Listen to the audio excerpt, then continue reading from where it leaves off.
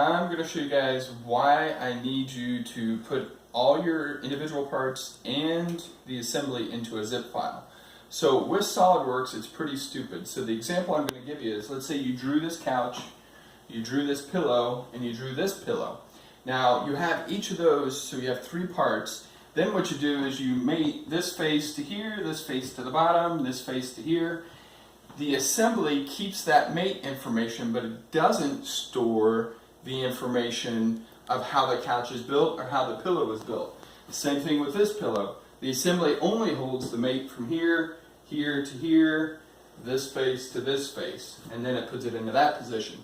There's two reasons for that. One, you don't want to store the information of the couch, for instance, because that's a lot of information in two places. And two, if you make a change to the couch, let's say actually the love seat, and you want to make it a couch, in the part you can do that, and then you don't have to change it in the assembly yet. So let's say we changed our love seat to a couch. Voila, it's changed. So you do that in the part, not the assembly. So the key part is you make the changes in the parts, as in the couch, not in the assembly, and the assembly will update automatically. So that's a feature, but that means the linkages are what's important to the assembly, not the individual part data.